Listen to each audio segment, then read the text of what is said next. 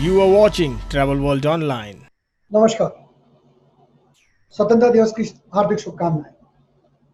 कर चले हम फिदा, जाने तन साथियों, अब तुम्हारे हवाले वतन साथियों।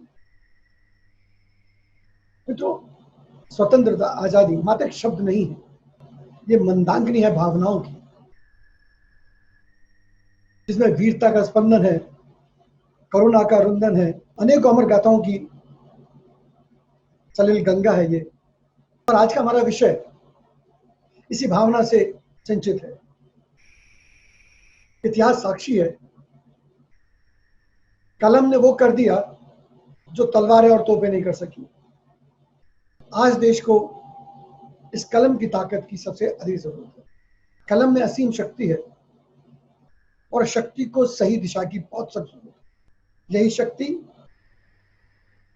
अगर सही दिशा में चले तो देश बना सकती है, और यही शक्ति अगर गलत राह पर चल जाए, दिशाहीन हो जाए, तो सब कुछ बर्बाद कर सकती है।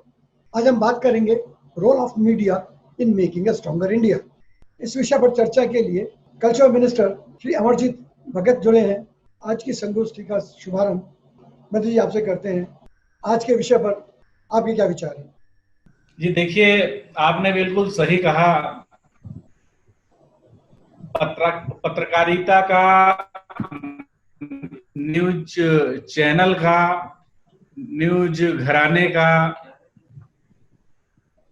प्रजातंत्र में सीधा संवाद लोगों के साथ है, और इसकी जो महत्व है वो आजाद भारत में आजादी से पहले का है।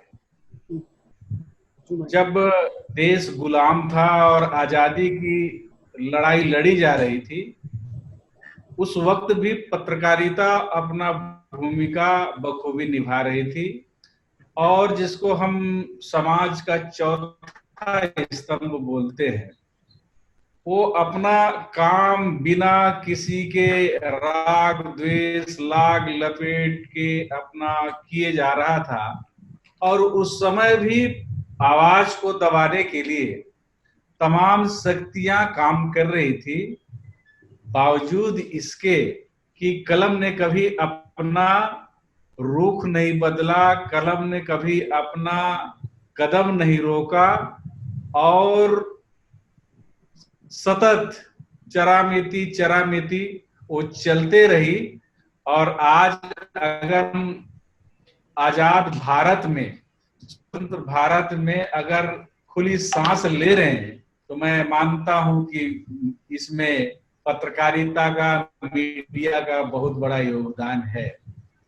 जिस समय इस देश में हुकूमत अंग्रेजों की थी, उस वक्त अपनी बात को कहना उतना ही मुश्किल था, अपनी आवाज को लोगों तक पहुंचाना उतना ही मुश्किल था, जितना कि आज हम समय के तकाजा में महसूस कर रहे हैं।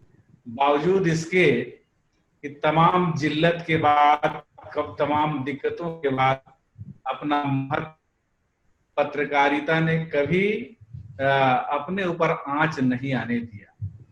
निरंतर समय की निरंतरता के बाद धीरे धीरे इस पे जो कमी आई, जो गैप आया, और हम देखेंगे कि आज सही बात को लोगों तक पहुंचाना भी उतना ही मुश्किल हो गया, जितना कि आजादी की लड़ाई में अपनी बात को लोगों तक पहुंचाना था।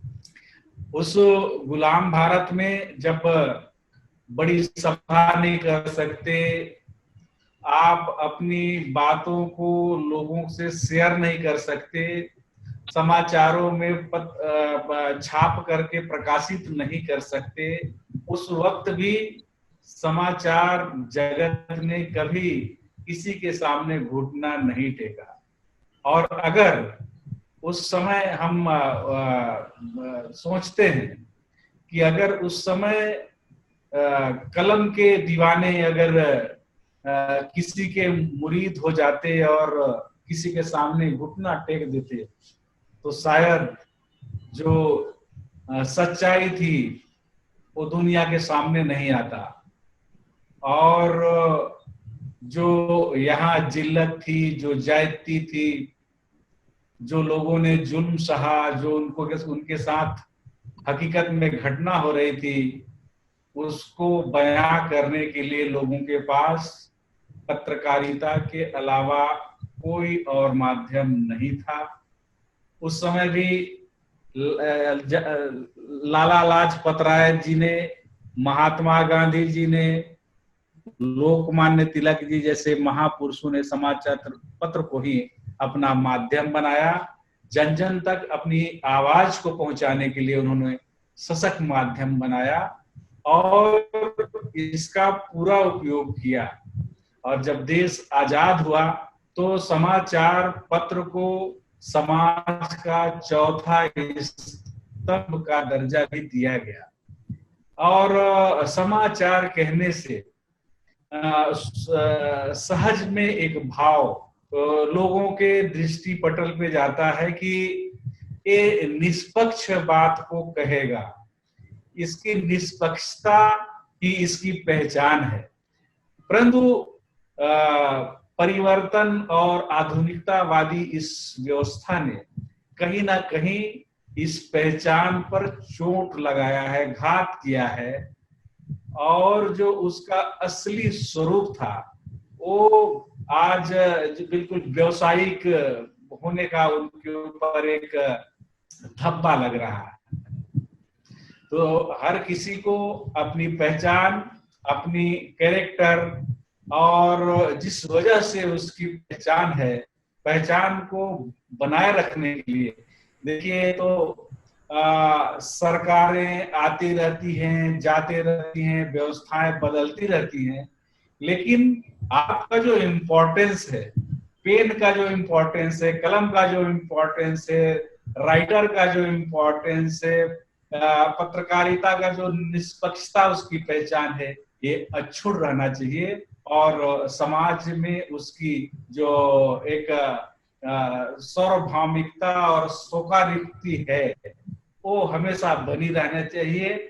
आज बहुत अच्छा लग रहा है कि चैनल 2 की स्थापना के अवसर पर आप सभी से रूबरू होने का अवसर मिल रहा है। छत्तीसगढ़ सरकार में संस्कृति मंत्री होने के नाते मैं आप सब लोगों का बहुत वेलकम करता हूं, बहुत स्वागत करता हूं और पुनः आप लोगों का मैं धन्यवाद ज्ञापित करता हूं। एक अच्छे काम और एक अच्छी शुरुआत और एक अच्छी पहल है जो आजादी की लड़ाई में जिनका महत्व था उसको पुनः स्थापित करने का आप सभी ने बेड़ा उठाया है और योगदान दे रहे हैं। इसके लिए मैं बहुत बहुत बधाई देता हूं। जय हिंद। जय हिंद, धन्यवाद। मिस्टर भाटिया, आपके विचार क्या हैं? मिस्टर भाटिया, आप क्या कहना चाहेंगे? Thank you. मैं 2-3 चीजें ही बोलूंगा, ज्यादा नहीं, क्योंकि मेरी 2 बैकग्राउंड हो गई हैं। एक ब्यूरोक्रेट की बैकग्राउंड आईएएस में 35 साल और एक बैकग्राउंड मेडिटेशन की जिसमें 20 साल। तो अब मेरी जो भी बात चलती है वो मेडिटेशन के रूट से ही चलती है।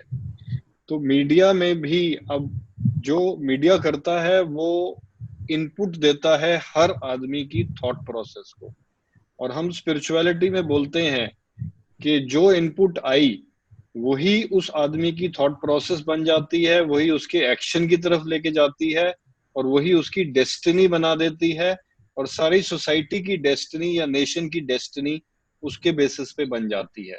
तो बड़ा लॉजिकल स्टेप्स हैं ये जिससे चलता है और इसकी सारी शुरुआत मीडिया से होती है। तो आज जो मीडिया हम देख रहे हैं और जो सब कर रहे हैं उसमें ज्यादातर मुझे नेगेटिविटी दिखती है। मतलब नेगेटिव चीजें ढूंढनी और नेगेटिव चीजों को हाईलाइट करना, वेयरएज हमारा जो ओरिजिनल कल्चर है, इस कंट्री का जो कल्चर है वो पॉजिटिव, बहुत ही ट्रेडिशनल, अच्छी चीजों की बात करना, वैल्यूज की बात करना, वैल्यूज को प्रोपेगेट करना, वो अभी कहीं कुछ खास दिखता नहीं। तो ये मीडिया की बहुत जरूरत है कि नॉट ओनली नेगेटिव चीजें जो कुछ वो दिखा रहे हैं वो तो दिखाएंगे ही, क्योंकि उनको टीआरपी चाहिए, लेकिन साथ में जो पॉजिटिव चीजें हैं वो दिखाना बहुत जरूरी है। 2-3 उदाहरण ही लेता हूं मैं। अभी 2-3 दिन पहले ही एक बहुत बड़ी घटना घटी है, मेरे को इनसाइड इन्फॉर्मेशन है लेकिन मुझे कोई खास न्यूज नहीं मिली उसकी। थोड़ी बहुत न्यूज आई, प्रधानमंत्री साहब ने एक भाषण दिया। पूरी जो इनकम टैक्स डिपार्टमेंट है, पूरी इनकम टैक्स डिपार्टमेंट को कंप्लीटली फेसलेस कर दिया गया है। इनसाइडर होने से मुझे अंदर की खबर है कि हर इनकम टैक्स ऑफिसर हिल गया है, करप्शन को जड़ से हिला दिया गया है। बट कहां से ये खबर कहां है? कोई आई थोड़ी देर, एक प्रधानमंत्री जी ने भाषण दे दिया, लेकिन जो डीप रूटेड करप्शन थी इस डिपार्टमेंट की, उसको जड़ से हिलाया, लेकिन वो मीडिया की पॉजिटिव न्यूज नहीं है। दूसरा, जैसे गोयल साहब जानते हैं, सुभाष गोयल साहब के पोर्ट में हमने इलेक्ट्रॉनिक की कितनी चीजें की। ये कोविड से जो फायदे हुए उसके बारे में किसी ने बात नहीं की, सिर्फ कोविड से जो नेगेटिविटी हो रही है उसी की बात चलती है। कोविड से पूरे पोर्ट्स इलेक्ट्रॉनिक हो गए, पूरे के पूरे पोर्ट्स इलेक्ट्रॉनिक हो गए, सारे ई ऑफिसेस पे चलते हैं। So these are various positive things. Third, अपने डॉक्टर्स ने, पुलिस वालों ने कितनी हिम्मत से शुरू में पहले दिन सिर्फ ताड़ियां बजाई, बाकी सारा टाइम हम गालियां देते रहते हैं उनको, मीडिया में भी देते रहते हैं। लेकिन ये सारी चीजें जो पॉजिटिव पार्ट लाना है मीडिया के थ्रू, उसकी बहुत जरूरत है, जो हमारी ओरिजिनल सोसाइटी में था, जो प्योरिटी लाना, जो वैल्यूज, जो हमको हमारी स्पिरिचुअल वैल्यूज दिखाती हैं। सो मैं बस इतना ही बात करना चाहूंगा। दूसरा एक और जिक्र जो आया कि अब because of social media you don't need really a newspaper कि तुमको एक पर्टिकुलर न्यूज़पेपर में या एक पर्टिकुलर टीवी चैनल पे खबर देनी है। सोशल मीडिया में अगर आप एक अच्छी बात करना चाहते हैं, उसको आप इफेक्टिवली करना चाहते हैं, तो बहुत जल्दी स्प्रेड हो सकती है। तो सोशल मीडिया का भी इसमें media needs to use properly. Thank you so much. Khan sahab, आप देश के सर्वोच्च पद के साथ जुड़े रहे, वो भी मीडिया में। मैं कहूँ तो मीडिया पिछले अनेक दशकों से आपके जीवन का एक अंग रहा है। आपके क्या विचार हैं इस विषय में? देखिए, सबसे पहले मैं thank you very much for inviting me. I greet all the panellists. I have just joined, so I could not hear the presentations before this. But जहाँ तक इस टॉपिक का कंसर्न है, role of media in strengthening the country, media has a very, very important role in strengthening the country and also in national integration and maintaining unity and integrity of the nation and communal harmony. I am reminded of, I worked with Dr. APJ Abdul Kalam as his press secretary for 5 years. He always used to say that the first independence movement was launched and we got freedom in 1947. Now we have to launch another movement for making India a developed and strong nation in which media has a very important role to play. And he used to say that media has to be an agent in development. You can't develop unless media play a positive role. Media play a role of bringing people together. And media, as was panelist before me was mentioning about the positivity of the news, media, apart from covering everything, suppose there is a failure of government machinery anywhere, or in a district administration or state administration or in central administration, you highlight that. But at the same time, you should not ignore the positivity of the news. The happening of an incident or an event in which is directly benefiting the people at large. हम लोग जब दूरदर्शन में थे तो दूरदर्शन को पहले blame किया जाता था कि दूरदर्शन तो गवर्नमेंट का स्पोक्स पर्सन है और गवर्नमेंट की न्यूज़ देता है। ऐसा नहीं था। मैंने डीडी न्यूज़ था, हम सब लोग हम हर चीज़ का कवरेज करते थे। बट उसी समय पे हमारी एक ड्यूटी है कि हम सरकार क्या काम कर रही है, सरकार की क्या पॉलिसीज एंड प्रोग्राम्स हैं और उनको किस तरह तक आम आदमी तक पहुंचाया जाए और आम आदमी उसका किस तरह से फायदा उठाए। जब तक वो मीडिया पे नहीं आएगा आम आदमी को पता ही नहीं चलेगा और वो उसका बेनिफिट भी नहीं उठा सकता। But at the same time I will mention briefly about the recent trend of debates. It is not recent, it is going on for many years in some of the channels which have stooped very low, and sometimes due to anchors, sometimes due to the participants. तो मैं हमेशा जब मैं government में था और बाद में भी मैं हमेशा मीडिया चैनल से रिक्वेस्ट करता हूँ कि डिबेट करिए, जरूर करिए, मगर ऐसे सब्जेक्ट्स पर करिए कि जिससे सोसाइटी को कोई फायदा हो, कंट्री को कोई फायदा हो, और उसमें इतना डिवाइसिव फेस मत दिखाइए किसी भी सब्जेक्ट पे। और कभी कभी मीडिया चैनल्स की ये टेंडेंसी होती है कि वो उन लोगों को बुलाते हैं डिबेट्स में जिनके एक्सट्रीम व्यूज होते हैं। Suppose somebody is having one view, so the channel will be calling that person who has an extreme view on that. Then on the other side, they will again call a person who will be having an extreme view. तो वो एक moderate view नहीं आता है किसी भी side से, और उसमें क्या होता है कि फिर प्रोवोकेशन होता है, उसमें भी हीटेड एक्सचेंजेस होती हैं।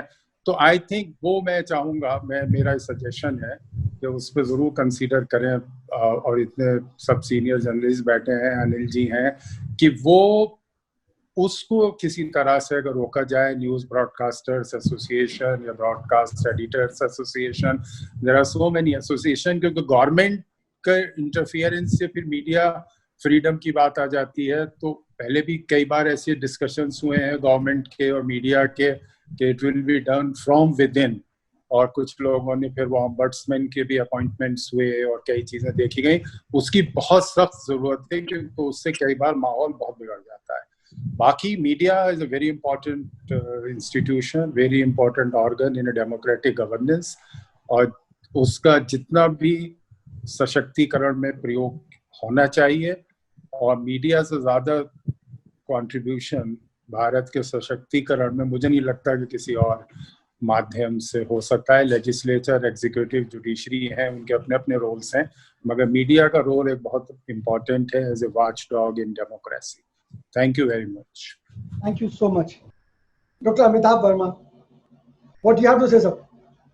First of all, I would like to wish everyone very happy Independence Day. I'm the one person who was born around this time of independence, when we were getting independence. So I have seen from my childhood days and how we have grown not only as a citizen, as a doctor, but as basically a person who has been watching, being influenced by inputs which we are getting from media in different sectors, from different areas. Presently, what Mr. Sharma has asked us to discuss is role of media in making stronger India. As a medical person, I would come to my subject a little narrowly, and a stronger India in the present day, even in today's Independence Day speech, Prime Minister has also mentioned about health card and digitalization. Health in the present day scenario has assumed a very important role in making this India so strong, not only physically, but also emotionally, and as far as our basic talent is concerned, how it has been percolating down throughout the universe in maintaining this COVID, in diagnostics, in making various therapeutics. India has played a very major role. Now, how come media comes in picture? Now, digital media is first of all, making society so easily educated. Otherwise, there would have been a lot of rumors about various things, and which has been curtailed by very effectively. We were told about certain shortcomings of media, fine, but let's look at the positive side also. In the present scenario, there has not been so much discussion about various aspects of illness, this COVID. We may not have been so alert and contain it so well as we have been able to do so. Now, similarly, making a stronger India is also making the people aware and doctors also well informed. Media is giving us a lot of information. We are able to connect with each other world all over.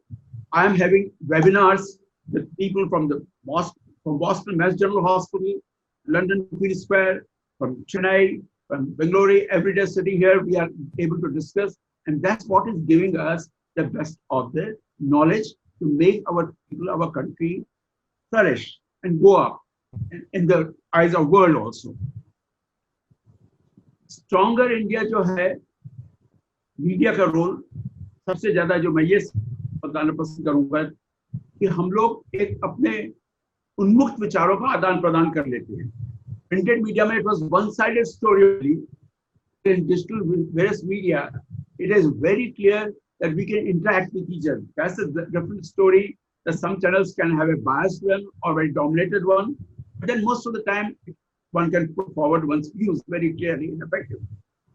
Media का जो सबसे बड़ा role मुझे दिखता है digital India को बढ़ाने में कि हम लोग अपने पॉइंट ऑफ व्यू को सामने सबके रख सकते हैं, आपस में ही, एक दूसरे के नहीं, पूरे समाज के सामने.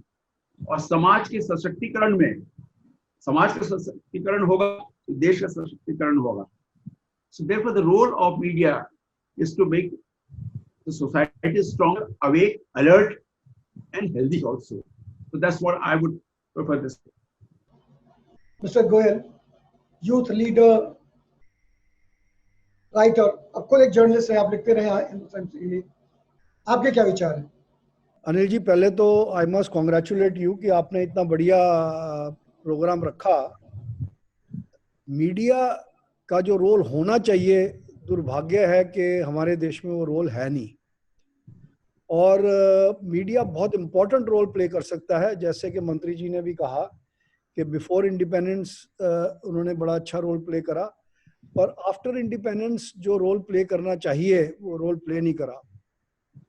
संजय जी ने बताया वो मेडिटेशन भी करते हैं और इसीलिए उनकी जितना भी काम उन्होंने करा, चाहे वो पोर्ट्स में था चाहे कहीं पे भी रहे, वो एक बड़ी क्लियर उससे करा. और एक बहुत अच्छा एग्जाम्पल उन्होंने दिया कि मुझे भी नहीं पता था कि इनकम टैक्स सारा कंप्लीटली कंप्यूटराइज हो गया और completely now it's such a big news. But इसके बारे में मीडिया में, ना इलेक्ट्रॉनिक मीडिया में, ना सोशल मीडिया में, ना कहीं पे इसकी कोई चर्चा नहीं है. दुर्भाग्य की बात यह है कि हमारा जो मीडिया है वो more towards sensationalism, more towards जैसे कहा टीआरपी, और बहुत ज़्यादा एक जिसे कहते हैं सनसनी पैदा करना या एक नेगेटिव न्यूज़ को हाईलाइट करना. आप ये देखिए कि मैं आपको दो एग्जांपल्स देता हूँ. वर्ल्ड में दो ट्रेजेडीज हुई. एक तो 9/11 हुआ. 9/11 में कितने टीवी चैनल्स थे अमेरिका में जो कवरेज हुई. मैं ये कह रहा था कि आप दो एग्जांपल्स हैं. 9/11 में कहीं पे उन्होंने कोई जलती हुई बॉडी नहीं दिखाई, कोई कुछ नहीं दिखाया, कोई ट्रेजेडी नहीं दिखाई. उन्होंने क्या दिखाया कि प्लेन जा रहा है, बिल्डिंग में हुआ. फिर स्टोरीज क्या थी? Bravery of the fireman, bravery of the police force, bravery of the hospitals, bravery of the community कि किस तरीके से उन्होंने रिस्पॉन्ड करा. यहाँ पर 9/11 के बाद आप ये कोविड-19 का ले लीजिए. कोविड-19 में अनफॉर्चुनेटली ऐसे एक रेस चल गई है सारे टीवी चैनल्स में. स्कोर बोर्ड, जैसे क्रिकेट का मैच चल रहा हो ना, वो स्कोर बोर्ड दिखा रहे हैं, आज इतने डेथ हुए, आज इतने डेथ हुए, आज इतने मरे, आज इतने परसेंटेज. बट पॉजिटिव साइड जैसे कोविड-19 में आपने देखा कि एकदम नेगेटिव न्यूज़ ज़्यादा आ रही है. मोर पीपल मुझे लगता है will die of fear and psychologically then will actually die of कोविड-19. अब आप स्टैटिस्टिक ले, आप पॉजिटिव से आए. कई हॉस्पिटल में 75% तो हमारा रिकवरी रेट है इंडिया में, कई हॉस्पिटल में 80-90%. मीडिया का रोल ये होना चाहिए कि जो हॉस्पिटल अच्छा काम कर रहा है, जो डॉक्टर्स अच्छे काम कर रहे हैं, एक हेल्दी कंपटीशन डेवलप करें between hospitals rather than showing the negative side. ये नहीं कि इतने लोग मर गए. आप ये बताओ कि 1.3 बिलियन पीपल लोगों में से percentage of deaths is not even 1%, right. और आप कंपेयर करें 2019 की डेथ्स और 2020 की डेथ्स. 2019 में रोड एक्सीडेंट से ज्यादा लोग मरे हैं, जो कि आप ये कर लीजिए इससे कोविड-19 से. तो एक पॉजिटिव साइड जो न्यूज़ की है वो दुर्भाग्य से हमारा मीडिया नहीं दिखा रहा, चाहे वो प्रिंट मीडिया हो, चाहे वो इलेक्ट्रॉनिक मीडिया हो। एक सेंसेशनलिज्म करने के लिए, एक सनसनी पैदा करने के लिए हमारे जो डिबेटर्स भी हैं, हमारी जो डिस्कशंस भी हैं, वो भी जैसे खान साहब ने कहा कि बिल्कुल नेगेटिव साइड, एक पॉजिटिव साइड और एक झगड़ा, that is not journalism, that is not. मैं भी जर्नलिस्ट रहा हूँ, मेरा भी 1 साल तक कॉलम था हिंदुस्तान टाइम्स में, और Delhi the gateway to India, हमने वही चीज़ें हाईलाइट करी और उनके सॉल्यूशंस बताए कि किस तरीके से, चाहे वो मेट्रो के बारे में था, चाहे वो क्लीनलीनेस के बारे में था, चाहे वो एयरपोर्ट्स के बारे में था। और मुझे बड़ी खुशी है कि जो भी चीज़ें मैंने हाईलाइट करी वो काफ़ी सुधर गई। अब जैसे पोर्ट्स के ऊपर इतना काम हुआ है, उसके अलावा और भी स्टेट टूरिज्म बोर्ड्स ने काफ़ी अच्छा काम करा है। हमारे मॉन्यूमेंट्स बहुत क्लीन हो गए हैं, पर उनके बारे में कोई पॉजिटिव न्यूज़ नहीं है। अनिल जी, चाहे छोटा पर्दा हो या बड़ा पर्दा, दोनों की अहम भूमिका है देश और समाज को दिशा देने में। एक वक्त था जब फिल्में बनती थी तो उसके अंदर हम देखते थे उससे क्या मैसेज, क्या सीख मिलती है। आज परिदृश्य बदल चुका है। आपको क्या लगता है कैसे मीडिया एक मजबूत भारत बनाने में अपनी भूमिका अदा कर सकता है? 15 अगस्त की बधाई पहले आप सबको। आपको भी जी बहुत बहुत बधाई। मीडिया का तो सबसे बड़ा रोल है, और आज मीडिया के हिसाब से ही सारा दुनिया, सारा संसार चल रहा है। जो कुछ मीडिया पे चल रहा है वही भारत में चल रहा है, वही विदेश में चल रहा है, वही सब जगह चल रहा है। तो मीडिया से ज्यादा तो सशक्त रोल किसी का है ही नहीं।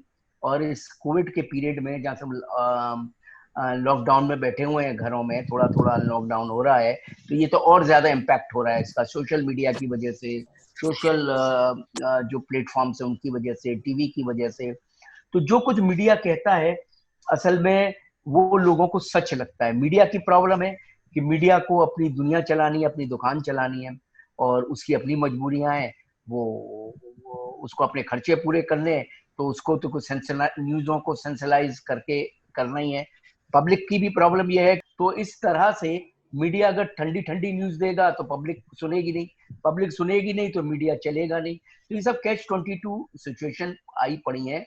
हम कितनी भी क्या बोलते हैं मॉरलिस्टिक बातें कर लें, मगर संसार तो वैसे ही चलता है जैसे चलता आ रहा है पिछले कोई 10-20 हजार साल से, वैसे ही चलेगा, तो अपने हिसाब से ही चलेगा। वो लोग अच्छे लोग हैं, वो हमेशा मॉरलिस्टिक बातें करने की कोशिश करते रहेंगे, लेकिन वो कुछ भगवान करे उनका कुछ असर पड़ जाए, लेकिन पड़ता नहीं है। क्योंकि मीडिया जितना ज्यादा आज की दुनिया में, आज की डेट में मीडिया इतना ज्यादा इम्पैक्ट कर रहा है, और वो सेंसेशनल न्यूज़ेस दिए चला जा रहा है, और उससे लोग टीवी से और इंस्टाग्राम पे और ट्विटर पे और सब जगह हो गए। समझे साहब? अनिल जी, फिल्मों का भी सेम रोल है, फिल्मों के बारे में क्या कहेंगे? बिल्कुल, फिल्मों का भी सेम रोल है, और मैं बिल्कुल आपसे कोई इत्तेफाक रखता हूँ, फिल्मों का भी सेम रोल है। लेकिन फिल्मों की भी, लेकिन प्रॉब्लम क्या हो रही है इन सब चीजों की, जो प्रॉब्लम है ना, प्रॉब्लम ये है कि इसमें जो जो जो जो जो कड़वा सच है वो मैं बता रहा हूँ आपको, कड़वा, क्योंकि इसमें पैसे इतने ज्यादा लगते हैं, फिल्म बनाना हो या टेलीविजन चैनल चलाना हो या कोई भी सोशल प्लेटफॉर्म चलाना हो, इट इज सो एक्सपेंसिव। और कोई डोनेशन तो कोई कहीं से कोई मिल नहीं रहा है, कहीं से कोई मुफ्त का तो कुछ मिल नहीं रहा है, कोई सरकार से तो कोई सहूलियतें मिलती नहीं है।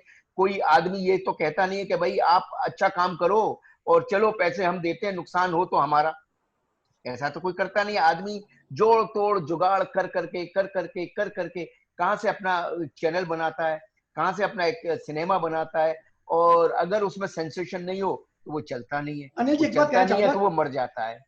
तो बस ये भाई साहब एक बात कहना चाहूंगा मैं आपको। पहले फिल्में बनती थी, हम फिल्म के एंड में देखते थे इसको हमको सीख क्या मिली, फिल्में तब भी चलती थी। बात है कि आज हमने सीख तो ऐसा है, मैं यही बात, मेरी बात पूरी करने दीजिए मुझे कि देखिए, घर में रामायण महाभारत सबके पड़ी हुई है, हर एक घर में माता पिता भी है, हर स्कूल में एक टीचर भी है, वो सीखें दिए चले जा रहे हैं, किसी सीख से किसी को कोई फर्क नहीं पड़ता। फिल्मों ने बहुत सीख दी, फिल्मों से कोई फर्क नहीं पड़ा, उन सीखों से कोई फर्क नहीं, रामायण महाभारत के से कोई फर्क नहीं पड़ रहा, तो फिल्मों की सीखों से क्या फर्क पड़ेगा। लेट्स एक्सेप्ट द ट्रुथ, सत्य को हम समझने की कोशिश करें और ज्यादा खुद को भी भ्रम में ना डालें और लोगों को भी भ्रम में ना डालें। ये अच्छी बात है, फिल्मों में कुछ सीख होनी चाहिए, मैं आपके इस बात में आपके संग हूँ, आपके साथ हूँ। मगर हो क्या रहा है कि संसार वैसे नहीं चल रहा ना। संसार में तो जितना सेंसेशन होगा संसार तभी चलेगा। आज सब कुछ पॉलिटिसाइज हो गया है, पॉलिटिक्स भी सेंसेशन पे ही चल रही है, हर चीज तो सेंसेशन पे चल रही है। तो क्या करें, क्या करें? हो आप जो कह रहे हैं वो हो बहुत अच्छा है। मैं कहता हूं मैं आपके 100 में से 100 नहीं 100 में से 200% सच हूं कि फिल्में ऐसी बने जिसमें से कोई सीख हो, न्यूज ऐसी हो जिससे कुछ लोग समझे, कुछ लोगों का उद्धार हो। मगर कैसे? सोचने वाली बात यह है कि ये घटे तो ये घटे कैसे? हम मंजिलें मन में तय नहीं होती, मंजिलें तो चल के तय होंगी। बहुत बहुत थैंक आलोक जी, आप मंद मंद मुस्कुरा रहे हैं, आपका क्या कहना है जी? सबसे पहले अनिल शर्मा जी को मैं धन्यवाद दूंगा और बधाई दूंगा कि 15 अगस्त का ये दिन आपने चुना और मीडिया के बारे में बात करने का। और मीडिया के तो बहुत बड़े दिग्गज हैं, के सिंह साहब बैठे हुए हैं और तमाम मंत्री साहब बैठे हुए हैं, पॉलिटिक्स आपके सामने है, मीडिया आपके सामने है, IAS हमारे सामने, एग्जीक्यूटिव हमारे सामने है। एक बहुत समृद्ध मंच आपने तैयार किया है इस विषय के बारे में बात करने। देखिए, मूल मसला है अर्थशास्त्र। मैं खुद कॉमर्स का प्रोफेसर हूँ और इकोनॉमिक्स बहुत पढ़ी है, मीडिया से मेरा ताल्लुक है। हम लोग जो खबर पढ़ते हैं और पढ़ाते हैं और सुनते हैं कि न्यूज का मतलब समाचार, मगर हमने ये देखा कि टीवी चैनल्स पे भानगढ़ किले के भूत इतने ज्यादा आने लगे कि न्यूज की परिभाषा बदल गई। अभी गोयल जी बता रहे थे कि सेंसेशनल के चक्कर में कोविड को बिल्कुल ऐसा कर दिया गया है कि स्कोरबोर्ड बना दिया गया है। अनिल शर्मा जी आप वाले थे, दूसरे शर्मा जी बड़ी प्रैक्टिकल और बड़ी ठोस बात कर रहे थे कि भाई पैसा लग रहा है सीरियल बनाने में भी, पैसा लग रहा है फिल्म बनाने में भी। तो मूल प्रश्न ये है कि आखिर को टीवी चैनल बना क्या रहे हैं। मैं आपको थोड़ा सा और आगे लेके जाता हूँ। ये बड़ा शॉकिंग लगेगा, बड़ा तो देख के बड़ी हैरानी होगी कि टीवी चैनल के अलावा एक दुनिया और है जिसको आप बोल सकते हैं कि आपके मोबाइल पे आ रही है। आपके मोबाइल पे नेटफ्लिक्स आ रहा है, आप मोबाइल पे MX प्लेयर आ रहा है। हम एक जमाने में मस्तराम के अश्लील उपन्यासों का जिक्र सुनते थे, उसका पूरा सीरियल बन गया है। सीरियल बनना प्रॉब्लम नहीं है, वो सुपर हिट हो गया है, करोड़ों अरबों कमा के दे रहा है। ये मसला है, ये मसला।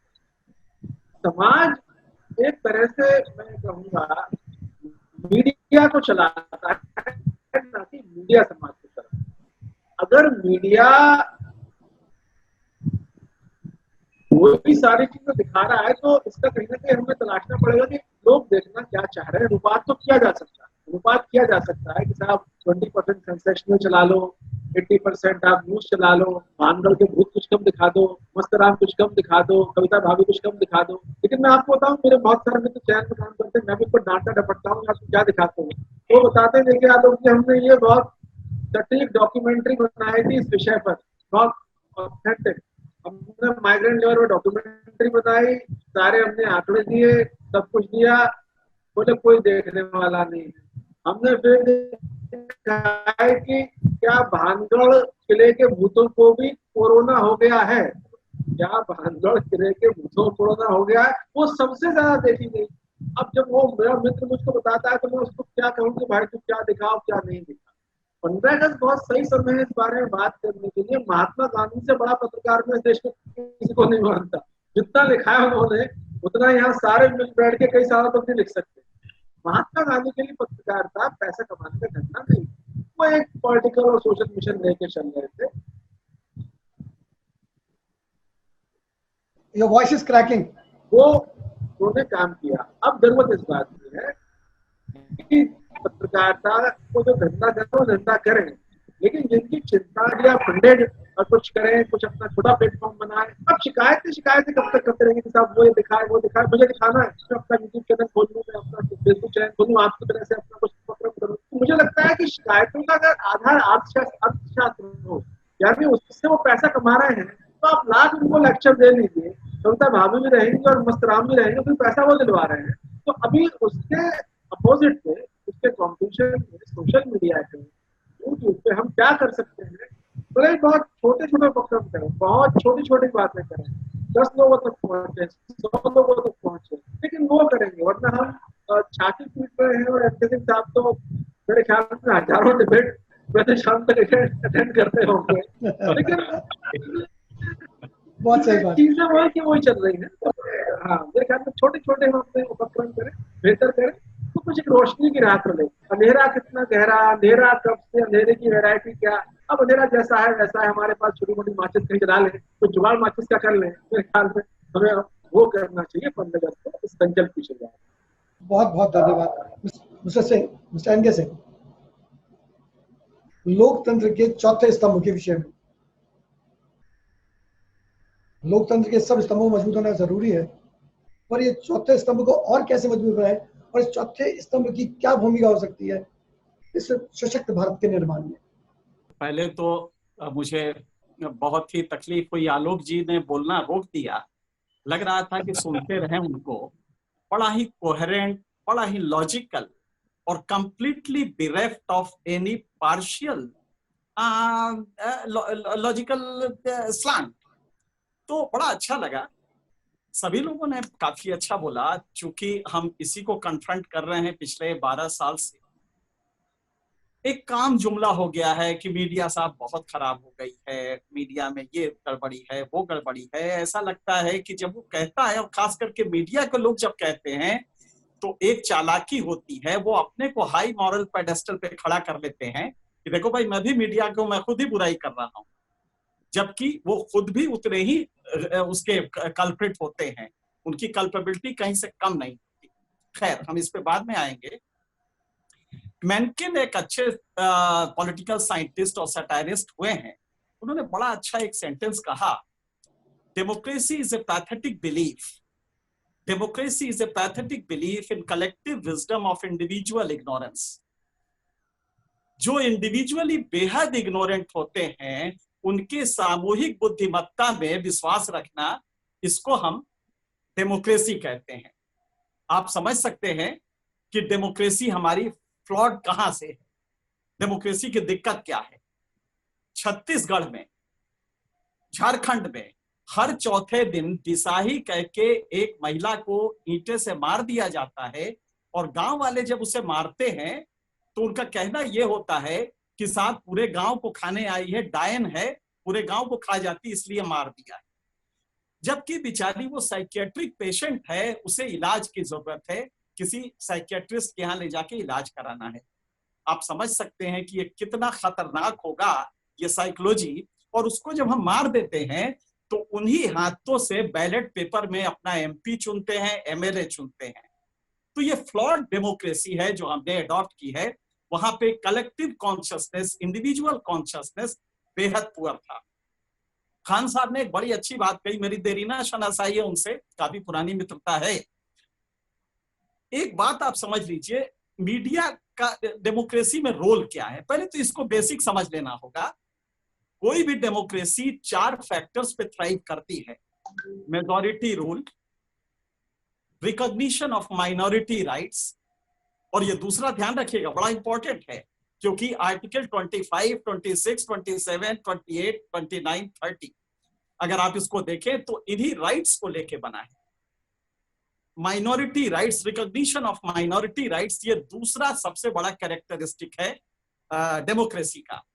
तीसरा है कॉन्स्टिट्यूशनल गवर्नमेंट, एक संवैधानिक सरकार होनी चाहिए जो संविधान के अनुरूप चले।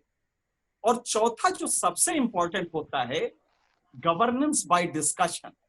ये कोई साइकिल का ठेका नहीं है जो 5 साल के लिए सरकार को दे दिया गया कि बस अब आप जो रेट लीजिए चलाते रहिए, हमें इतना पैसा दे दीजिए। हम हर तीसरे दिन अपोजिशन पूछता है कि हाँ भाई, सड़क पे गड्ढे क्यों पड़े हैं, कोरोना में आपने क्वारंटाइन में लोगों को खाना क्यों नहीं पहुंचाया। ये सारी चीजें पूछी जाती है ताकि मासेस को हम अवेयर कर सकें गवर्नमेंट के फंक्शन के बारे में। तो जहां एक तरफ, यहाँ पे एक चीज और बता दें, गवर्नेंस बाय डिस्कशन में ही मीडिया का रोल आता है, क्योंकि ये डिस्कशन के लिए पब्लिक स्फीयर क्रिएट करता है। अब बार बार जो कहा जा रहा है कि मीडिया का रोल पॉजिटिव होना चाहिए, शायद हकीकत नहीं मालूम है कि डेमोक्रेसी जो भारत ने अडॉप्ट की है ये एडवर्सेरियल फॉर्मेट ऑफ डेमोक्रेसी है। इसमें गवर्नमेंट होती है जो तमाम वायदे करके आती है, उसका रोल होता है कोरोना में काम करना। ये कोई बहुत बड़ा एहसान नहीं है, वो सड़क बनाना, सिंचाई कराना, ये रोल है उसका। इसी के लिए जनता ने चुना है। इस अगर वो ना करे तब रोल आता है अपोजिशन का, और अपोजिशन से ज्यादा मीडिया का। मार्केट स्फेयर जो पब्लिक स्फेयर होता है हम ले जाते हैं। हाँ, पॉजिटिव रोल कब होता है? अगर जहां वैल्यू नॉर्मेटिव प्रिंसिपल्स डेवलप कर रहे हो।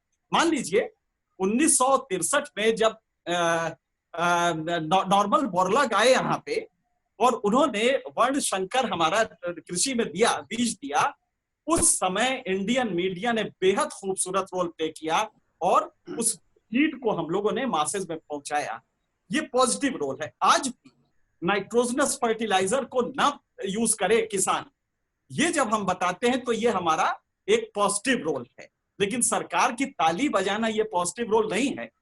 सरकार ने साहब क्या कमाल कर दिया, ये कहना हमारा रोल नहीं होता। एडवर्सेरियल डेमोक्रेसी में इंट्रिंसिक रोल मीडिया का नेगेटिव होता है। नेगेटिव से मेरी मुराद है वो ये रोल प्ले करता है कि भाई सरकार ने ये नहीं किया है जो वेल विद इन प्रॉमिस था। ये आप समझिए इसको, गिलास आधा भरा ही दिखाया जाता है, पूरा भरा उसका रोल ही है गिलास को पूरा भरना। 5 साल इसीलिए चुना गया है। हाँ, अगर आधा भरा है, चौथाई भरा है, तो हम चीख चीख के कहेंगे कि देखो भाई आधा भरा है, अब 3 चौथाई भरा है, 1 चौथाई कम रह गया है। इसलिए इस बात को समझ लेना चाहिए कि मीडिया का एक्चुअल रोल क्या होता है। अब ये तो एक पक्ष हुआ इसका। अब इसके दूसरे पक्ष में आते हैं। अब इंस्टीट्यूशंस 3 तरह के होते हैं। एक होता है जो हाईली इंडोक्ट्रिनेटेड होता है, जैसे मिलिट्री इंस्टीट्यूशन, सोशल में आ जाइए तो संघ हमारा, आरएसएस, ये लोग इंडोक्ट्रिनेटेड, और मिलिट्री भी हमारा हाईली डिसिप्लिन्ड इंडोक्ट्रिनेटेड इंस्टीट्यूशन होता है जिसके अंदर एक इंस्टिल किया जाता है कि आपको देश के लिए मरना जीना है। कुछ होते हैं जो कि क्वाशी इंडोक्ट्रिनेटेड होते हैं।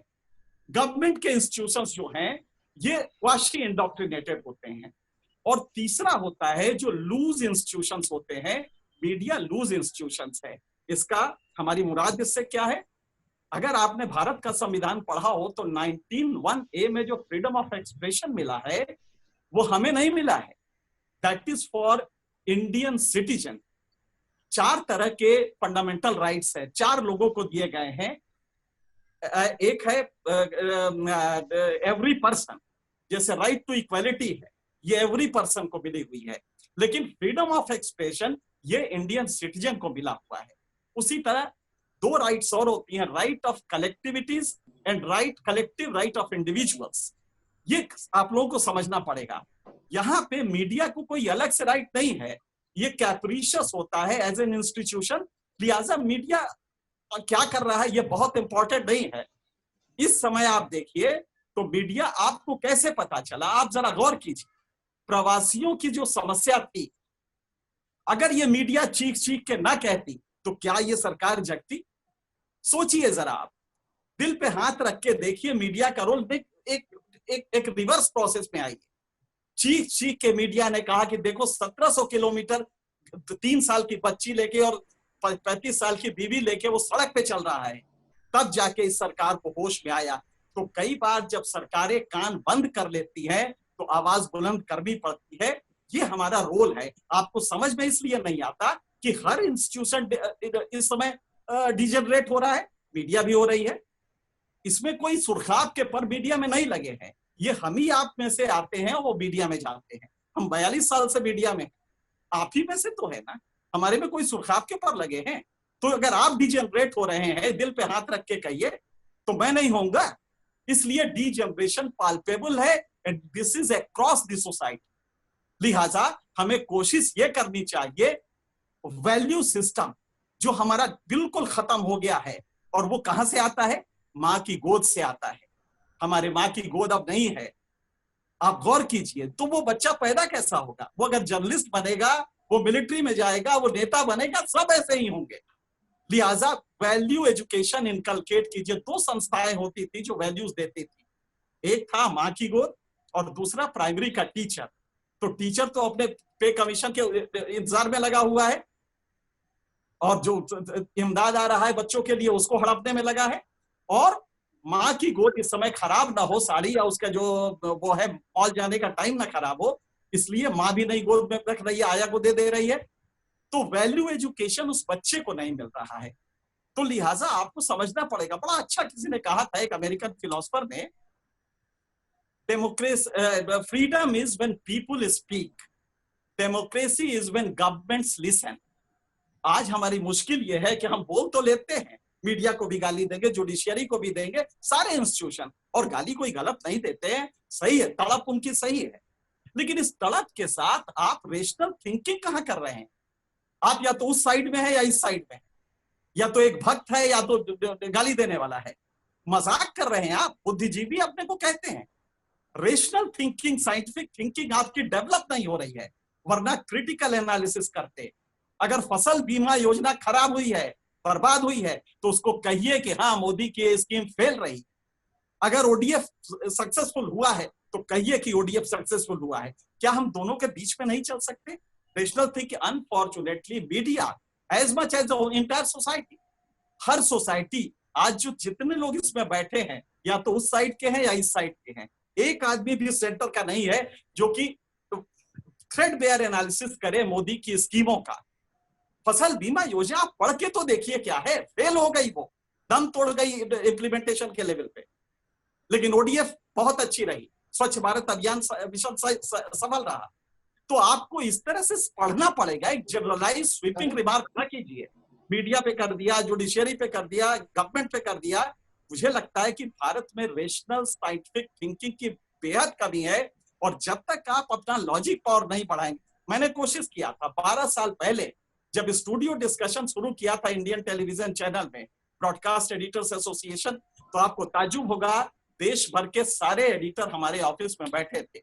एक फैसला किया हम लोगों ने कि भाई इस समय आ रहा है बजट, आ रहा, उस दिन बजट आ रहा था करीब 3-4 दिन बाद, सारे टीवी चैनल्स के एडिटर, टॉप एडिटर्स कंट्री के बैठे थे। तो हमने रिक्वेस्ट किया कि भाई बजट आ रहा, थ्रेडबेयर एनालिसिस हो बजट की, कि सोशल सेक्टर में कितना गया, डिफेंस में कितना गया, और क्या ये जो ब्रॉड फॉर वो है बजटरी एस्टिमेट है उसके हिसाब से कितना है, एक्चुअल कितना हुआ है, ये सारा एनालिसिस किया जाए। एक चैनल ने कहा कि नहीं साहब हम तो ये नहीं करेंगे, हम तो अपने हिसाब से करेंगे। सारे चैनल्स ने उसे दिखाया, और सिर्फ बजट, आप सोचिए आज भारत का बजट 30 लाख करोड़ रुपए का है, हमारी बहबूदी उससे जुड़ी हुई है। और जैसे ही सारे चैनल्स ने दिखाया, उस चैनल ने जिसने मना किया था उसने माइकल जैक्सन का डांस लगा दिया। और आप ताज्जुब करेंगे, जब टीआरपी आई तो जिसने माइकल जैक्सन दिखाया था उसकी टीआरपी आसमान पे थी। सारे एडिटर मुझे गाली देने लगे कि आपके इस एक्सपेरिमेंट के चक्कर में हम बर्बाद हो गए। तो हमें उस समाज को देखना पड़ेगा, इस समाज को बदलना है। माइकल जैक्सन का डांस बजट के दिन देखता है जो समाज, आप उसके बारे में तो सोचिए। और कौन है वो? हम ही आप हैं। हम माइकल जैक्सन का डांस देखते हैं और उसको हटा देते हैं, इसलिए कि माँ ने हमें शुरू में जो वैल्यू एजुकेशन था जिससे हम रेशनल थिंकिंग करें, वो नहीं दिया है। तो आज जरूरत किस, एक सम्यक व्यू लीजिए, सिर्फ मीडिया को ना पकड़िए, जाके जुडिशियरी में देख लीजिए क्या हो रहा है। 22 जजेस रिटायर हुए, 1 साल की बात है, 2 साल पहले की। 22 में से 20 को पोस्ट रिटायरमेंट जॉब्स मिल गए, मतलब कि असाइनमेंट्स। आप समझ सकते हैं कि क्या हो रहा है देश में। मिस्टर झा, आप तो स्वयं, आपने भी मीडिया का एक पूरा युग देख लिया है। ये गलत नहीं हो तो पिछले 35-40 सालों से आप जुड़े हैं, 40 साल से मीडिया के साथ, आपका क्या कहना? जी, सबको स्वाधीनता दिवस का सादर नमस्कार, बधाई। बहुत अच्छा लगा, अभी सारे विद्वान लोगों का इतने अपने एक्सपीरियंस को इन्होंने अभी रखा, लेकिन स्वाभाविक है ये ऐसी कार्यशाला शर्मा जी ने आपने ऑर्गेनाइज किया है, ये इसकी आवाज लोकतंत्र के चारों जो एजेंसी हैं उनको भी जाना चाहिए, जैसा अभी एनके सिंह जी ने डिस्क्राइब किया, मंत्री जी ने भी नहीं कहा, और आप तो खैर पत्रकारिता में पिछले वर्षों से, कई वर्षों से झेल भी रहे हैं। और पूरा पत्रकारिता जगत के बारे में मैं 2 लाइन में समीक्षा कर दूं कि पूरा पत्रकारिता जगत जो है अभी ये जो मीडिया एजेंसी जितनी भी है, चाहे वो सरकार की तरफ से कंट्रोल हो रहा हो, चाहे प्रेस काउंसिल ऑफ इंडिया जो जुडिशरी ऑर्गेनाइजेशन है मीडिया के लिए बना है, ये सारे अभी फैक्ट हैं। किसी के पास भी ये विजन नहीं है कि हम देश के लिए क्या कर सकते हैं, मीडिया का क्या रोल हो सकता है देश के लिए, ये भटका हुआ है। क्योंकि ये इनके पास अभी स्ट्रॉन्ग कोई डिटर्मिनेशन नहीं है, डेडिकेशन नहीं है देश को मजबूत बनाने के लिए, देश के मर मिटने के लिए। जो आजादी के समय में जो मीडिया का जुनून था, उस समय प्रिंट मीडिया था, ने दिखाया करके, और ये मीडिया इस आजादी में मीडिया का ही रोल रहा। क्योंकि जितने भी शहीद हुए हैं, जो भी उनमें कई पत्रकार ही थे जिन्होंने देश को आजादी में रोल दिलाया। वही भूमिका और वही संस्कार आज भी हमें लाना होगा। इसके लिए आपको कुछ करना ही नहीं है। जितने भी देश, आज जापान को लीजिए, कोरिया को लीजिए, जिसने एक जीरो से शुरू किया और आज पूरे देश नहीं पूरे वर्ल्ड में आज साम्राज्य है उसका, रोजगार का, उसके संस्कार का, सांस्कृतिक धरोहर का, हर फील्ड में वो पूरे देश को समय पर छाया हुआ है। वही स्कीम, वही प्रोजेक्ट को लाना होगा हमारे मीडिया में। उसके लिए मीडिया चार्टर जारी करें, उसके लिए मीडिया रिफॉर्म्स की जरूरत है, उसके लिए मीडिया को साक्षर करने की जरूरत है। क्योंकि मीडिया में आज बस 30% लोग हैं जो पढ़े लिखे हैं समझ से और वैधानिक रूप से उनको अपने आप सामने रखते हैं। बाकी जो है इलिटरेसी। सिंह साहब, आप क्या कहेंगे? झा साहब जो कह रहे हैं, नहीं, बिल्कुल सही कहा उन्होंने, बल्कि 30% थोड़ा सा लिहाज करके कह रहे हैं। 95% इसमें इलिटरेट हैं, बेहद कम पढ़े लिखे लोग, बहुत ही हल्के सतही लोग मीडिया में आ गए। हमने बहुत कोशिश की रोकने की, लेकिन ये पूरी मीडिया का कैरेक्टर ही बदल गया है। और उसकी वजह है हर इंस्टीट्यूशन बदल रहा है। आप जानते हैं कार्ल मार्क्स का एक बेसिक थ्योरी है कि जब मोड ऑफ प्रोडक्शन बदलता है तो institution, intra institution relations, inter institution relations, ये सब बदलते हैं। अनफॉर्चुनेटली मीडिया का डीजेनरेशन बहुत बुरी तरह हुआ है। ये जो लोग आप शीर्ष पे देख रहे हैं, ये मुझे लगता है कि अगर इनको बुला के पूछ दीजिए कि अच्छा एक बात बताओ, भारत का डिफेंस में कितना पैसा आपकी बार गया है बजट में, बता दो, एक एडिटर नहीं होगा जो बता पाएगा। अगर इनसे पूछ दीजिए कि भारत में इस समय अनाज कितना पैदा होता है, ये बता दो, एक एडिटर नहीं जानता पता। क्योंकि मैंने एक्सपेरिमेंट किया है, एक बैठक में मैंने मजाक में पूछा था इनसे कि भाई 3 दिन पहले भारत का बजट आया है, कितने रुपए का था बता दीजिए, तो एक एडिटर नहीं बता पाया था। ये इनकी वो है, एजुकेशन लेवल है। अनफॉर्चुनेटली मीडिया में चूंकि एक अजीब सा है कि इसमें चेहरा देखा जाता है, कंटेंट के लिए एक दाढ़ी वाला बुला लो, एक गेरुआ वाला बुला लो और लड़ाई करा दो। सिर्फ इसी से वो थ्राइव कर रहे हैं। बेहद संकट की स्थिति है।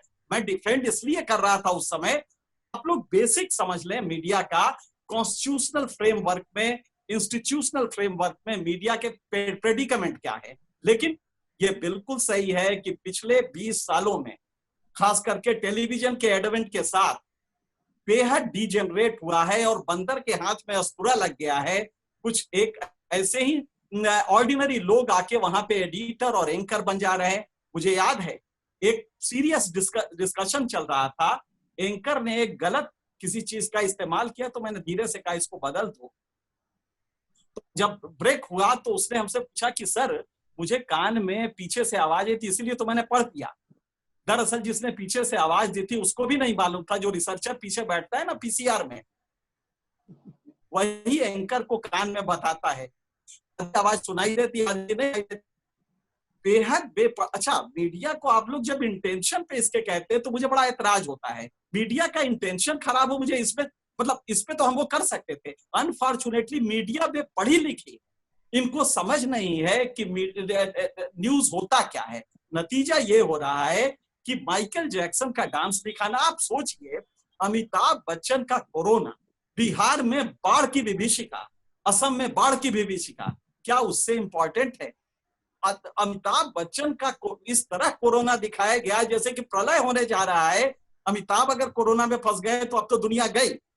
ये किस लिए हो रहा है? इसलिए कि इसी को दिखा के उनके पास अपना कुछ नहीं है, लिहाजा अमिताभ की फिल्म चलाएंगे, अमिताभ के डायलॉग बोलेंगे, क्योंकि वो जो एडिटर है वो अशिक्षित है, बेपढ़ा लिखा है। तो बहुत बढ़िया कहा। जी आपका क्या कहना है? देखिए, सभी ने अपना अपना व्यू रखा, पक्ष रखा,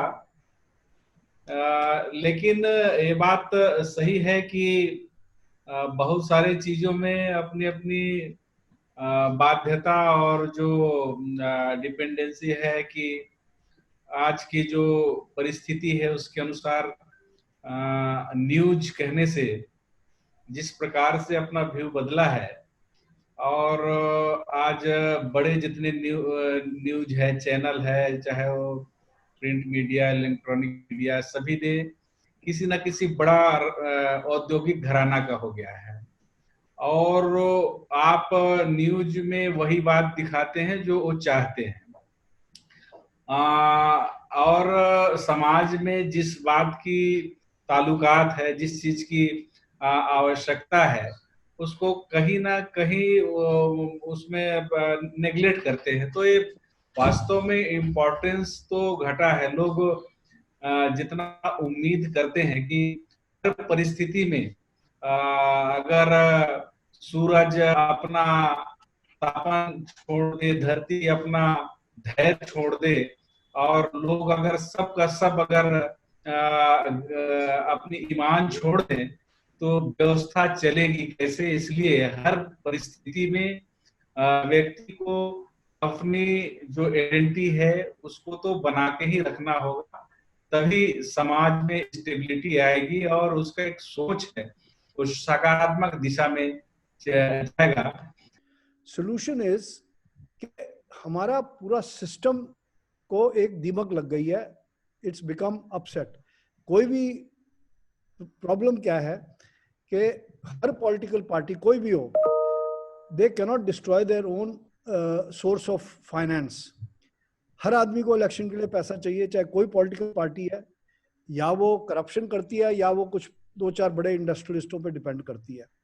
और इंडस्ट्रियल हाउस कंट्रोल कर रहे हैं या फॉरेन पावर्स कंट्रोल कर रही हैं, कोई मिशनरीज कंट्रोल कर रहे हैं, जितना भी हमारा मीडिया है।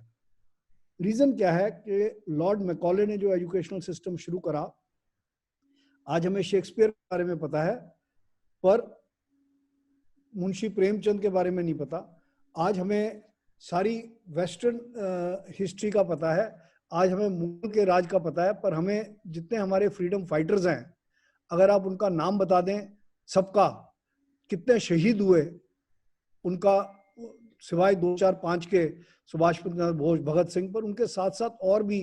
तो जो हमारा पूरा सिस्टम है वो system is producing an army of clerks, thinkers नहीं है। फिर आपने बच्चे को एडमिशन दिलानी है तो आपको डोनेशन देनी पड़ेगी। तो ये एक करप्शन जो एक कैंसर हमारी सोसाइटी में हो गया है, इसके लिए एक कोठारी कमीशन बना था, कोठारी एजुकेशन कमीशन, जिसने ओवरऑल करने के लिए कहा था। उन दिनों मैं दिल्ली यूनिवर्सिटी यूनियन का प्रेसिडेंट होता था, 3 दिन मैंने भी खराब करे थे। उसमें क्या हुआ कि उसको रिपोर्ट को सिवाय revising the pay scale of the teachers and starting of NCERT और कोई उसका रिकमेंडेशन इंप्लीमेंट नहीं हुई। तो एक तो हमारा एजुकेशनल सिस्टम नेशनलाइज्ड, मतलब नेशनलिस्टिक, अब दोबारा हमें नेशनल पॉइंट ऑफ व्यू से करना पड़ेगा ताकि लोग हमारे इंस्पायर हों अपनी हिस्ट्री के लिए। But leader is a person who leads and is not led. And मैं समझता हूं कि जो भी एजुकेटेड जर्नलिस्ट हैं, मैं एग्री करता हूं कि बहुत वो हो गए हैं, अनपढ़ और एंकर्स हो गए हैं जो कि ये भी पूछने चाहते हैं कि चीते का क्या वो होगा। It's really tragic. और बड़ा अफसोस होता है कि हमारे देश में बड़े बड़े चैनल्स में इतनी बेवकूफ़ों की बातें हो रही हैं। इसका रीज़न बड़ा सिंपल है। रीज़न ये है कि हमारी जो पूरी नस्ल है, चाहे वो जुडिशरी हो, ये थैंक गॉड कि हमारा जो एनडीए का सिस्टम है और जो आर्मी का सिस्टम है वो अभी हमारे इस एजुकेशन सिस्टम से अलग है। अगर वो होता तो हमारी आर्मी की भी बुरी हालत होती, हमारी डिफेंस फोर्स की भी बुरी हालत होती। तो हमें जरूरत है, एक तो हमारा एजुकेशनल सिस्टम प्रॉपर होना चाहिए, दूसरा हमारे इलेक्शंस में फंडिंग ऑफ इलेक्शंस जैसे जर्मनी में है और कुछ कंट्रीज में है, एक मिनिमम क्वालिफिकेशन होनी चाहिए कि only those people will be allowed to contest. और सेकेंडली, अगर हम फंडिंग पे कंट्रोल नहीं कर सकेंगे तो इस देश से करप्शन कभी नहीं जाएगी। हम कहते कहते डिस्कशन करते करते मर जाएंगे, हमारी सेकंड जनरेशन थर्ड जनरेशन भी मर जाएगी, unless and until we have election reforms, educational reforms. और बहुत ही इंटरेस्टिंग डिस्कशंस रहे हैं। इसमें सिंह साहब कुछ कह रहे थे और अभी जैसे गोयल साहब ने कुछ कहा, तो दोनों उन्हीं की कंटिन्यूएशन में मिला के कुछ मेरे व्यूज हैं जी। पहली चीज तो यह है कि हम लोग ऑब्जेक्ट कर रहे हैं राइटली सो कि कौन कौन से किस तरह के न्यूज आइटम्स दिखाए जा रहे हैं, लेकिन हमको सिर्फ ये भी समझना चाहिए कि इस समय व्यूअर्स का जो एज ग्रुप है, अपने देश का एज ग्रुप जो है वो अब युवाओं का ज्यादा हो गया, और उनको, उन युवाओं को संस्कृति, भारत की संस्कृति का कोई इसके परिवेश का कोई चीज नहीं होती है बेस से, और नहीं उनको एक्सपोजर है। अभी गोयल साहब ने बताया कि जाते हुए रास्ते खाली मिलते थे, महाभारत जब आती रहती थी, चाणक्य जब चलती थी, तो ये भी तो एक तरह से एक्सपोजर हो रहा था। लेकिन आजकल हम देखा जाए कि हम उनको किस तरह का एक्सपोजर दे ही रहे हैं, बल्कि हम क्या दे रहे हैं कि ऐसा लगता है कि कोई टेंटेड लोग वेटेड डिबेट कर रहे हैं, एक तरफ से एक फॉर एक अगेंस्ट, वही सही बात है, मुर्गों की लड़ाई हो रही है। लेकिन क्या यही एक्सपोजर उनको लगता है? उनको कोई इंटरेस्ट नहीं रहता है। इस तरह चीज मैं देखता हूँ अपने ग्रैंड चिल्ड्रन को, बच्चों को, जब बैठते हैं कि सामने पापा, दादा, नाना, पापा ये क्या लगा रहे भाई, मैं अपने कमरे में जाके सुनूंगा। मैं कहता क्यों? ये लड़ाई कर रहे हैं, मालूम है कि सच्चाई क्या है, तो भी सच्चाई को झूठ के रूप में बदलते हैं, अब झूठ को सच्चाई के रूप में बदलने की कोशिश कर रहे हैं। ये कोई डिबेट नहीं हुई, कोई अच्छे पॉइंट नहीं बदलाए गए। जैसे मैं उनको कुछ दिनों से गीता बता रहा था, गीता की रेफरेंस के अंदर क्या क्या प्रिंसिपल्स हैं। देखो दादा, आपने तो ये बताया कि ऐसा ऐसा होता है, ये इसका मतलब है, और आपने प्रूफ किया श्लोक बदला के दिखा के। यहाँ तो कुछ चीजें इस तरह की बतलाई नहीं जाती हैं जो फैक्ट भी हो रहा है। उन्होंने एक एग्जांपल दिया, आजकल एक फिल्म स्टार के डेथ के ऊपर काफी डिबेट चल रही है, काफी कुछ हो रहा है, यानी प्रोग्राम्स तो पूरे आवर्स से, सो कॉल्ड प्राइम आवर्स उसी से कवर्ड होते हैं। हो सकता है कुछ लोगों में इंटरेस्ट हो, जरूर इंटरेस्ट हो, एक पर्टिकुलर टाइम देके डिबेट करके उसको बंद कर देना चाहिए। लेकिन उसमें पॉलिटिशियंस भी आ रहे हैं, सब लोग आ रहे हैं, जैसे कि समाज का सबसे बड़ा वही हो गया है कि अगर हुआ है, मर्डर हुआ है कि सुसाइड हुआ है या किसने किया है, वो तो बात की बात है। हमने कभी भी किसी भी न्यूज आइटम को उस हिसाब से नहीं दिखाया गया है कि इसका परिवेश क्या रहा है, इसका बैकग्राउंड क्या रहा है, किस तरीके से हम अपने डिजीज के बारे में जितना क्रिटिसिज्म है उसके बारे में कि इतना नेगेटिव दिखा रहे हैं, तो सही है, नेगेटिव दिखा रहे हैं, गलत भी है सही भी है दोनों तरह से। लेकिन ये भी मानना पड़ेगा कि कई चैनल्स उसके एजुकेशन के बारे में दिखा रहे हैं कि कैसे होता है, एजुकेट करते हैं। हालांकि यहाँ पे मैं जरूर मीडिया को बताना चाहूँ, खासकर टीवी मीडिया को, तो उनके यहाँ उनको कोई आइडिया नहीं है जो कहते एडिटर्स के बारे में कि किसको बुला के किस सब के बारे में बात करें। अब वो कोरोना के बारे में गायनेकोलॉजिस्ट से बात करवा रहे हैं, हार्ट सर्जन से बात करवा रहे हैं, अब उनको क्या आइडिया है, उनको इम्यूनोलॉजी के बारे में क्या आइडिया है। सो इस तरह जो चीजें हैं उसके ऊपर तो कोई कंट्रोल नहीं है, कोई रेगुलेटरी अथॉरिटी नहीं है, यानी पब्लिक की रेगुलेटरी अथॉरिटी नहीं है। बल्कि कई लोग बोलते हैं, हमारे कुछ बच्चे भी डॉक्टर हैं, तो बच्चे कहते पापा, दादा ये क्या हो रहा है, बताइए क्या हो रहा है, ये किस तरह से होता है क्या। मैं नहीं बेटा, बता दिया है, ये बोल रहे हैं, लोगों को गलत आइडिया जा रहा होगा।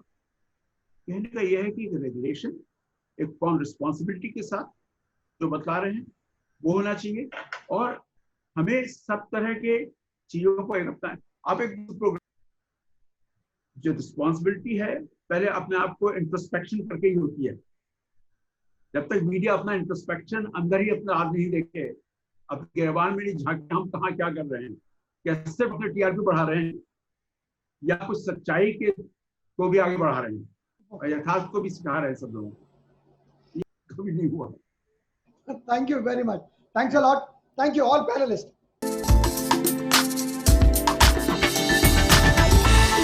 You are watching Travel World Online.